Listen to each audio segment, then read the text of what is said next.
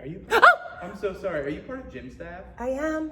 I am back with part 2 of my 2022 fat loss series, and this episode is going to focus on how fitness and exercise affect fat loss. In part 1, I covered nutrition, so if you missed that episode, I will link it above and below in the description box for you to check out after this video. In this video, I'm going to address the most common fitness and fat loss questions I get asked time and time again, so let's jump right in. Question number 1.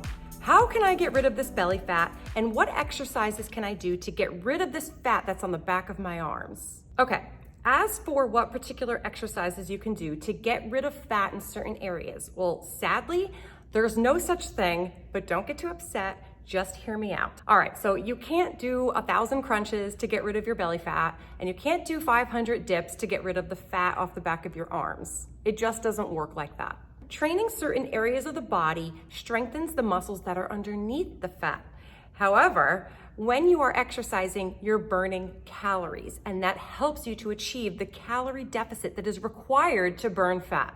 Remember, for fat loss to occur, our bodies must burn more energy than is consumed. But we can't control where the fat is going to burn. And for most of us, we want the fat to go from our bellies first, and that's usually the last place it goes. So that's where patience comes in. Let's also remember that weight training will help to build muscle if done strategically, which will be a very helpful part of your weight loss journey. I incorporate the progressive overload method in my weight training routine, and I also make sure that I fulfill my daily protein requirements to ensure that I'm getting stronger and building muscle. And muscle burns more calories than fat does, so it's more metabolically active, which will help you speed your metabolism. And muscle is denser than fat, so it's smaller, it takes up less space. So as you are putting some muscle on and taking some fat off, you will notice that you will be getting smaller. I think a lot of people think that when they, put a lot of muscle on, they're gonna get bigger. And for women, that's a very hard thing to achieve. But if you're bringing your muscle up and bringing the fat down, you're most likely not going to get that much bigger. You may get smaller, just depending on exactly how it's happening. And if you're in the middle of losing fat and gaining muscle, otherwise called body recomposition, you might notice that the scale isn't changing that much because you are bringing the fat down and bringing the muscle up. So your body is changing. It's gonna start looking different, but the number on the scale might not change that much. So that's why we kind of have to not put all of our focus on the number on the scale. I really like using all the different metrics like circumference, body fat, body weight does matter a bit. It's just kind of the whole picture, and how you're looking, how you're feeling, it's everything. And lastly, let's not forget that exercise is going to keep you healthy, able-bodied, mobile. It'll help you decrease your risk of injury so that as you age, you can continue to exercise and strengthen those muscles and burn those calories. We want to age gracefully. We want to be able to do all these things as we age. And if we don't take care of our bodies, we're not going to be able to do these things, and our metabolism will slow down. Question number 2, should I create my calorie deficit by working out? Technically, it's an option. If you go from not working out to working out, yes, you're going to create a calorie deficit because you're doing something that your body is not used to.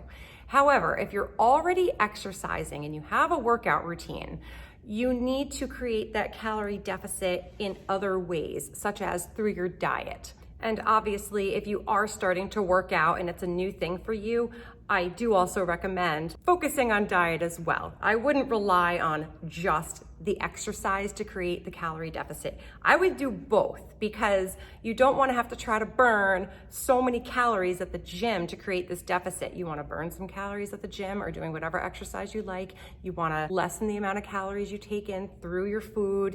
It's everything all together, and it makes it much easier to sustain. The biggest advice I can give you in regards to this particular question is please don't try to go into the gym with this purpose of I need to burn X number of calories, or I need to burn off that piece of cake I just ate. It doesn't work like that. Don't do that. Don't torture yourself. Fitness is just one part of the whole equation. Your body actually needs time to rest, recover, and rebuild. And a lot of times, less is more. So don't start overtraining or exercising too much. You're going to burn out and you won't be able to sustain that. Exercise preserves muscle mass, increases your anaerobic and aerobic fitness, is a mood booster, and helps to prevent disease. But relying on fitness alone with no regard to nutrition, it's not going to yield any fat loss unless you're a genetic wonder. Quick personal story. In my 20s, I had a very unhealthy relationship with food, fitness, and my body. And so what I did constantly on this vicious cycle was create these very restrictive diet rules for myself. I would do them for a couple of days, then I would go crazy. I would be hungry, I would have cravings, so then I would end up binging on all these forbidden foods. So I did this over and over and over, like constantly starting over on Monday. And what ended up happening was by age 23, so young, I ended up at the heaviest weight I had ever been in my adult life. And during this time, I was actually very fit. I worked out twice a day. Like, it didn't count as a workout if I wasn't in the gym twice a day. So that's definitely excessive and an unhealthy relationship with fitness. So even though I was burning lots of calories and I was very fit and I was very strong, I still was gaining fat in addition to gaining muscle because my caloric intake was too high. I couldn't handle the crazy restriction. That is not sustainable. So it's really finding what works for you long term. So this brings me back to repeating myself. You don't want to rely on just working out alone to create your calorie deficit. You want to work out and you want to create a calorie deficit through your exercise. Now, in case you didn't know, 3,500 calories equals 1 pound of fat. So if you wanted to create your calorie deficit just from exercising and you say wanted to lose a pound of fat in a week, you'd have to ensure that you are burning at least 500 calories a day at the gym. And that's a lot of exercising, and that's 7 days a week of working out. So that's why it's much easier to do this in a more sustainable way through your workouts and through your diet. And don't forget, like I mentioned in my last video, is that our bodies are burning calories round the clock when we're resting, when we're sleeping, when we're eating, when we're just living life, doing whatever, and while we're exercising. But we all burn them at a different rate because we are all different and we all have different amounts of muscle and fat and different size organs. And like, there's so much going on. The body is very complex. So we are all very unique. Question number 3. How do I increase my metabolism with exercise? There is no one-size-fits-all exercise program that I'm going to prescribe to you to burn fat. The most important thing you have to remember with exercising is to choose modes of exercise that you actually enjoy.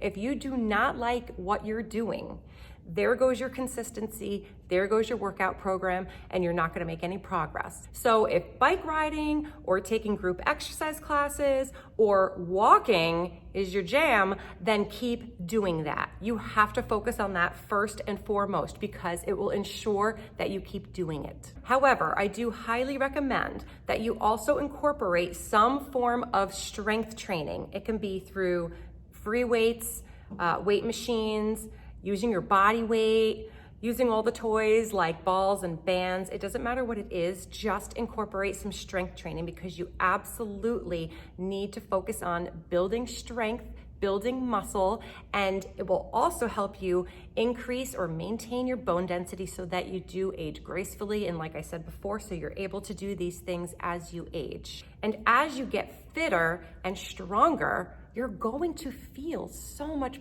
better, and it's going to enable you to have a happy and healthy and mobile life. That's what we all want. So that's why it's very important, not just the cardio, but to maintain or increase your strength.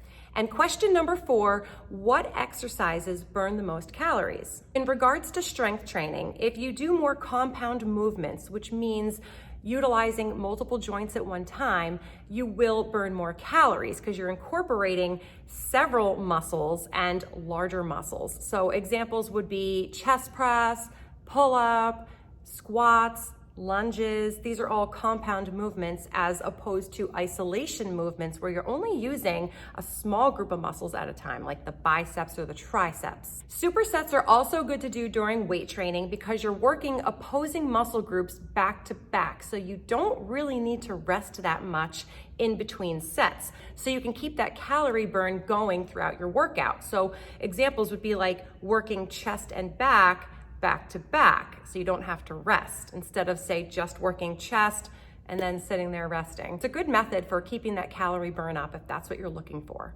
Now, in terms of cardio, obviously the more strenuous it is, the more calories you're going to burn. But it is really hard to keep up a really high intensity for a long period of time. So you have options. You can do long duration workouts that are, say, low to moderate intensity, or you could do short duration workouts where the intensity is real high, and you can do something such as a HIIT workout, which is high intensity interval training, where you do short bursts of super high intensity exercise followed by a short recovery period, and you just kind of alternate and go back and forth. And you will burn a lot of calories during that kind of workout, but it's just shorter than, say, that like 30 to 60 minute moderate intensity workout. So in terms of calorie burnage during these cardio sessions, just take your pick. Like, it really just brings us back to doing what you enjoy, but maybe also doing what you have time for. If you're pressed for time, maybe the HIIT workout is the way to go. Lastly, another thing to keep in mind is that after a super high intensity workout, there is something called the afterburn effect. And that's just basically that after a workout, your body will continue to burn more calories. It's like a little something to help as well. So all these little things help, like adding muscle to your body. It is going to raise your metabolism because muscle burns more fat, but it's not like this huge difference. And just like the afterburn effect, it's not a huge difference, but all these little things add up, you know, like bringing your calories down a little bit. Like, you add up all these things that you're doing and you're creating your calorie deficit, and you are going to lose fat. It just takes patience, and you don't have to be so drastic in whatever you're trying to do. And I really truly think that a lot of people have trouble with their weight loss or fat loss journey because they think they have to do something crazy. And it's really quite basic. Just move your body consistently, work out, challenge yourself, take a look at what you're eating, try to eat healthier foods. If you like volume, try to find foods like fruits, vegetables, lean proteins that you can eat a lot of, but the calories are low. That's what I like to do. I like to eat a lot of food, but I need to find the right food so I can have that full plate. So it's just a lot of trial and error and experimentation. If you guys need any help getting started with your fitness, with your food, perhaps both, just reach out to me and hopefully I can help you out. In conclusion, for the vast majority of people, fitness alone, with no regard to nutrition or sleep or stress management, will not yield fat loss. I am a firm believer in the big picture. There is no one magic thing that you can do to burn the fat off your body. It is literally crafting a new lifestyle slowly and steadily. Regular exercise, proper nutrition, get your sleep, manage your stress to the best of your ability, and try so hard to have a positive mindset and a growth mindset through all of this. You're going to have challenges with this. You're going to have moments where you feel like you messed up, but you cannot get down on yourself for it. You have to think of it as a learning experience and grow from it and learn from it and move forward. Become a fighter. Get mad if you have to. That's what's happening with me lately. I get mad when things don't go my way, and then I just keep fighting for what I want. So you need to find that within yourself. If you guys have any additional questions, please put them in the comments below. I will answer any and all of your questions. If you learned something from this video and you enjoyed it, please give it a thumbs up, and don't forget to subscribe to see more videos about food, fitness, mindset, and helping you to live a long, healthy, and happy life. Thank you guys so much for watching, and I'll see you in my next video.